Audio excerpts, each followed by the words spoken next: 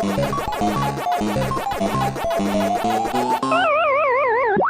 the 1970s and early 80s, there was one video game company on top.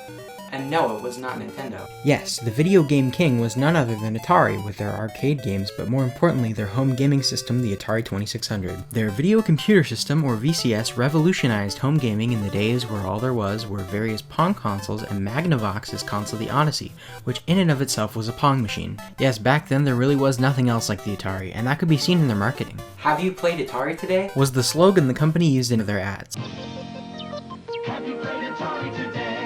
Honestly, the commercials are one of the best parts about the 2600, so even if you aren't into such retro games, I'd still suggest giving them a watch, as a lot of them can be found on YouTube.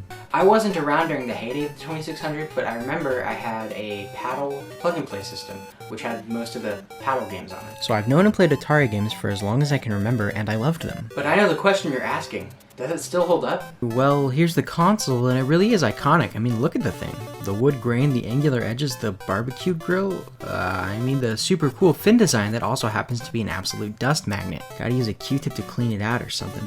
The design honestly hasn't aged too terribly. It's not particularly modern or anything, but it certainly doesn't look outdated. I have a stack of games here to review alongside the console, so let's plug it in and see how it works. Right, so this thing uses RF, which means you can't connect it to modern TVs without like a shit ton of adapters. So basically you'll need to find an older CRT TV that supports it, which means I need to go find a CRT in 2021.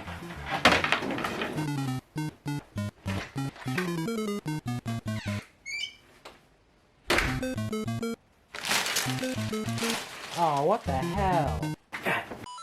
Fucking Mickey Mouse. Okay, so TVs don't just have RF inputs on them, not that I'm aware of at least. So here's what you'll need.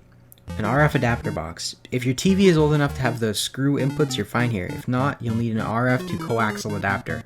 Yeah, remember coaxial, that thing we used for cable?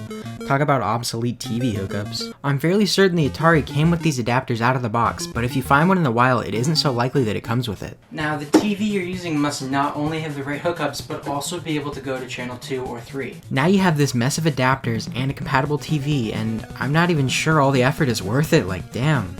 Now, even with everything connected like it's supposed to, this RF box is a garbage. If it's slid all the way up, it does nothing. If it's all the way down, the signal is a garbled mess. It's really finicky and you have to be completely accurate to get an acceptable picture. Once you have the picture in, you can finally play games. First game, it was the pack-in for most Atari 2600 releases, it's Combat. Combat is one of the most basic Atari games out there. You control different types of vehicles and try to destroy enemies. You pretty much also need a second player. If you don't have a friend that likes Atari for some reason, or you don't have a second controller, you're out of luck. You can use a Sega Genesis controller in place of an Atari one for player 2, but isn't that a lot of work for Combat?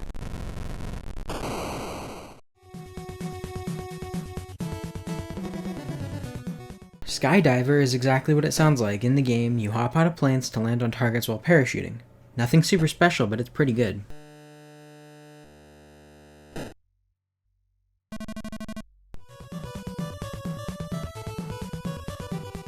In Haunted House, you're a pair of walking eyes who must find the 3 pieces of the urn of the late Zachary Graves. Along the way, you must avoid bats, spiders, and the ghost of Graves himself. I'd give this one a try if you're in a Halloween type of mood or are interested by retro horror. I'm not sure what to call this kind of genre.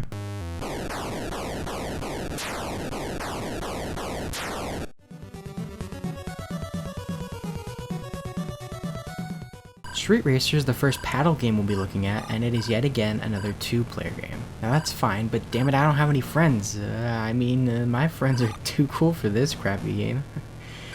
In all seriousness, Street Racer is not a very good game with pretty bad graphics, even for Atari standards. I would just stay away from this one.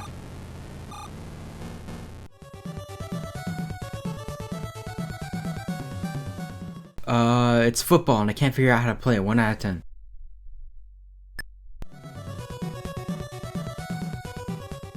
Kaboom is easily one of the best games on the 2600 with addicting gameplay that just doesn't get old. This is another paddle game and the objective is to catch all the bombs in your 3 buckets. Each level gets progressively faster until you eventually beat the game.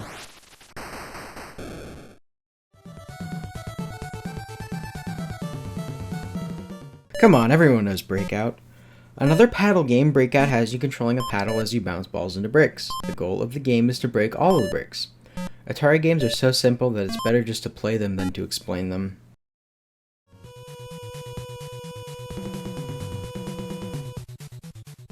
Asteroids has you controlling a spaceship in the middle of an asteroid field, and you must shoot the asteroids until they're all gone. How many more times can I say asteroid? Fantastic game though. Controls are a little bit floaty, but my expectations aren't exactly too high with Atari 2600 games.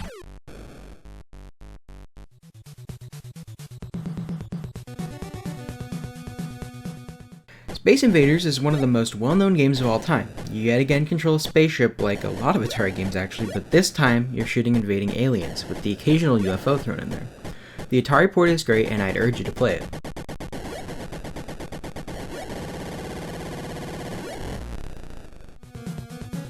While I don't have the original Pac-Man here, it's worth a mention. Pac-Man is difficult to review without a certain level of bias. I'm familiar with the arcade version with excellent gameplay and visuals. The Atari version, however, was rushed in development and it really shows. The graphics are unappealing, the sounds are repetitive and annoying, and overall it's just not a very good adaptation of the arcade games. Miss Pac-Man and Junior Pac-Man are a different story as the developers had more breathing room and were able to make overall better games. In my opinion, Miss Pac-Man is the best pack-based game on the 2600. Like I mentioned, the developers were given way more time to work on it, and it has all the polish the last game just didn't. I'd say pick this one up if you're looking for these games.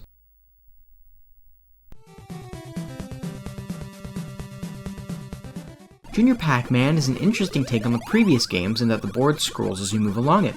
It's pretty cool to see scrolling in an Atari game, but in the end, I'd prefer to play Miss Pac-Man.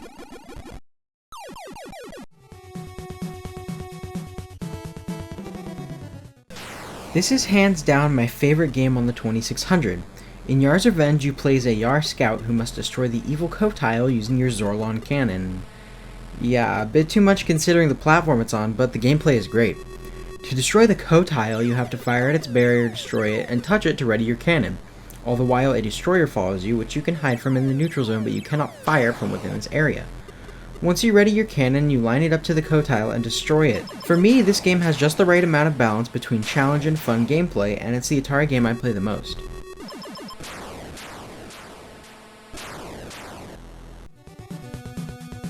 In the end, things didn't go so well for Atari. They put out so many games for the system that didn't sell, in combination with the mass returns of the game Pac-Man and E.T., the extraterrestrial, that the video game market crashed. Of course, this wasn't only Atari's fault, as it was the number of competing consoles that oversaturated the market, as well as the rise of gaming-ready personal computers that led to the eventual crash. So overall, what do I think of the 2600? While it's not exactly the best retro console out there, it's not terrible by any means. If anything, I'd say that this is a great beginner's console for kids. Assuming you can find a working one, I mean the thing is nearly 45 years old. There are various ways you can play the games if you don't have the console. You can find the Atari Flashback, which is a plug-and-play version of the 2600 with many of the best games. There are also other kinds of plug-and-plays as well, one being the paddle controller. By far the easiest method besides emulation would be through the Atari Flashback Classics collection on the Xbox One, PlayStation 4, and Nintendo Switch.